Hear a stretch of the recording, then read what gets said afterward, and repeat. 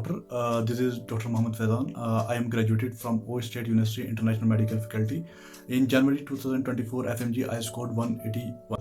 So right now I am going to discuss about how we will plan for June.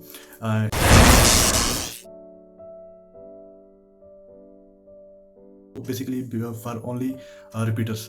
सो हम लोग वही discuss करेंगे जो हम लोग रिपीटर्स हैं उन्हीं के बारे में डिस्कस करेंगे. Basically for fresher I will make one video. So if you are fresher you can skip that video because this is only meant for repeaters.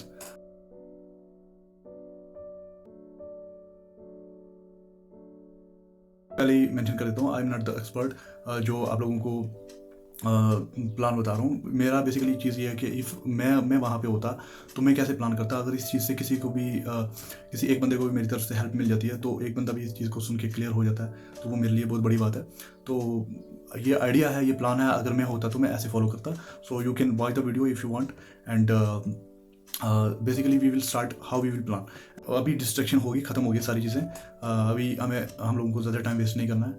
हम लोग फोकस करेंगे, कुछ भी सोचना नहीं है. हमारे पास बहुत कम टाइम बचा है कहने के लिए, 4 महीने, बट वो कम होते हैं. और ऐसी बात नहीं है जो रह गए, मतलब ज़्यादा नहीं सोचना और बस लगे रहो काम पे. क्योंकि सोचने से आप 2-4 दिन 5 दिन वेस्ट करोगे. बेटर है rather than wasting that time, you can use this time to study. Start करते हैं ज़्यादा टाइम ना लेते हुए. फर्स्ट आपको क्या करना है, PYQs पे ज़्यादा इंपॉर्टेंस देनी है. क्योंकि हम लोग लैग कहाँ किए. जो लोग 110 के ऊपर है ना, उनका आई डोंट थिंक कि उनका नॉलेज में कमी है या कुछ. उनके MCQ प्रैक्टिस, वो जो गेसिंग पावर होती है, गेसिंग पावर तभी आएगी ना जब आप मैक्सिमम MCQ करोगे. तो उस MCQ प्रैक्टिस करने में थोड़ी सी प्रॉब्लम हो चुकी है. तो उसको हमें क्या करना है, इम्प्रूव करना है. और एक रिक्वेस्ट है, ये आगे मैं अभी प्लान बताने से पहले बताता हूँ कि कभी भी जो है ना वो अपना सोर्स चेंज नहीं करना. सोर्स चेंज करने से वो विजुअल मेमोरी जो होती है वो टोटल ख़त्म हो जाती है. फ़ायदा नहीं होता उस चीज़ का पढ़ने का. सोर्स चेंज नहीं करना, चीज़ें वही होती हैं, बस जो पढ़ाने का वे ऑफ टीचिंग होता है ना हर बंदे का, वो अलग अलग होता है. चीज़ें चेंज नहीं होती है, बट आपकी जो फोटोजेनिक मेमोरी होती है ना वो बहुत मैटर करती है. और एक और चीज़ जो हर टीचर बताता है बट हम लोग वो नहीं कर पाते, एग्ज़ाम के दिन क्या करना, क्वेश्चन चेंज नहीं करने. बहुत से मेरे भाई बहुत एग्री होंगे इस चीज़ से कि हम लोग क्या करते हैं, लास्ट पे क्वेश्चन जाके चेंज कर देते हैं. वो बहुत बड़ा ब्लंडर कर देते हैं हम लोग, और उसके लिए रिग्रेट करना पड़ता है. तो अब मैं बस वही शुक्रगुजार हूँ कि हो गया. बट बहुत सारे लोग हैं जिन्होंने गलती कर दी, उस वजह से रह गई. वो चीज़ चेंज नहीं करनी है. आपके पास टाइम है, लीव इट, छोड़ दो, बैठे रहो. बैक जाके उसको नहीं करना. हम 1-2 क्वेश्चन ठीक करने के चक्कर में 10-15 क्वेश्चन गलत लगा देते हैं. मैं खुद 25 से 30 क्वेश्चन गलत करके आया हूँ. तो मैं ये चीज़ नहीं चाहता हूँ, क्योंकि हमारे दिमाग में वो कीड़ा होता है ना. हम लोग सोचते रहते हैं कि हाँ मैं इसको जाके ठीक कर दूंगा. वो ठीक नहीं करते, हम लोग गलत करके आ जाते हैं, बाद में रिग्रेट करते हैं. तो बेटर है हम लोग वो चीज़ नहीं करेंगे, अपना सोर्स चेंज नहीं करेंगे. हम लोग फोकस करेंगे MCQ करेंगे मैक्सिमम जितना हो सकता है. हम लोग MCQ करेंगे और MCQ को रट्टा नहीं मारना है. वो रट्टे से कुछ नहीं होता. हम लोग क्या करेंगे, MCQ को समझेंगे. जो MCQ हमें आता है उस MCQ को हम क्या करेंगे, मतलब जिसका हमें कंसेप्ट है तो वो जस्ट MCQ करो, आगे चलो. ज़्यादा टाइम उस पर वेस्ट नहीं करना. जिसमें हम स्टक कर रहे हैं, जो हमें लग रहा है कि हमारा नॉलेज में कमी है या कुछ, उसकी एक्सप्लेनेशन अच्छे से पढ़ो. अगर वो टॉपिक समझ में नहीं है, उसको टॉपिक को देख लो.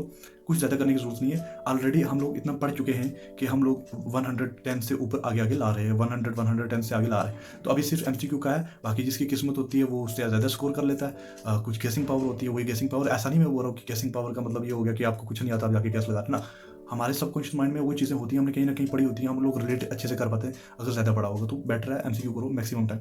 और प्लान ये है, आप लोगों को क्या करना है, FMG के पेपर करने हैं. ठीक, FMG के पेपर 2020 से करना है, 2020 से 2023 तक. ये हमारे पास बनेंगे 8 पेपर ये हो गए. फिर करेंगे हम लोग नीट PG के भी पेपर जो है 2020 से करने हैं 2023 तक. वो बनेंगे हमारे पास 5 पेपर. देन INSTT के पेपर करेंगे. INSTT के पेपर हमारे बनेंगे 3 पेपर. तो FMG के पेपर जो हैं वो 8 करेंगे, 2023 से करेंगे. और नीट PG के हम लास्ट के 4 पेपर करेंगे. और INSTT के हम जो है लास्ट के 3 पेपर करेंगे. तो ये टोटल हमारे पास अप्रॉक्स 15 पेपर बन जाएंगे. इसकी हमें 4 से 5 रिवीजन करनी है. PYQ की कैसे रिवीजन करनी है, एक दिन हम पेपर अटेम्प्ट करेंगे. ठीक है. और FMG की बात कर रहा हूँ, जो FMG के रिकॉल्स हैं वो एक दिन अटेम्प्ट करेंगे. मॉक 300 क्वेश्चन है, 150 दूसरे दिन पढ़ने एंड 150 तीसरे दिन पढ़ने. तो मतलब 3 दिन में हमें एक पेपर कंप्लीट करना है. फिर बात रही INSTT का हम क्या करेंगे, एक दिन पेपर देंगे. 200 MCQ होते हैं उसके. एक दिन पेपर देंगे और दूसरे दिन क्या करेंगे 100 MCQ और तीसरे दिन 100 MCQ. ऐसे करके हम उसको भी 3 दिन देंगे और वो अच्छे से पढ़ना है INSTT और नीट के पेपर जो है हमें अच्छे से करना है. तो ये टोटल हमारे पास 15 पेपर हो गए, हम इनको देंगे 45 डेज। 45 डेज फर्स्ट रीडिंग के लिए, फर्स्ट जो हम कर रहे हैं उसमें हमारे 15 पेपर हो रहे हैं विद एक्सप्लेनेशन।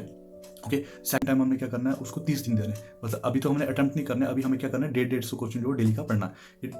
ये डेली का प्लान हो गया हमारा क्लियर।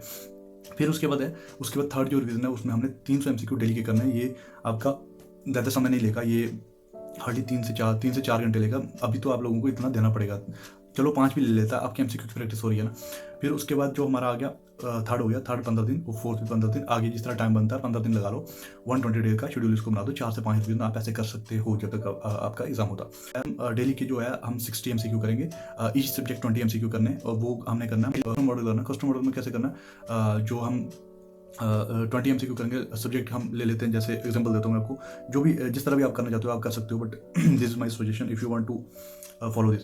तो मंडे को क्या करना, हम लोग अनाटमी करेंगे, ऑर्थो करेंगे और रेडियो करेंगे। मंडे को 3 सब्जेक्ट हो गए, अनाटमी, ऑर्थो, रेडियो। ट्यूसडे को हमने करना है फिजियो, पैथो और फार्मा, 3 सब्जेक्ट हो गए।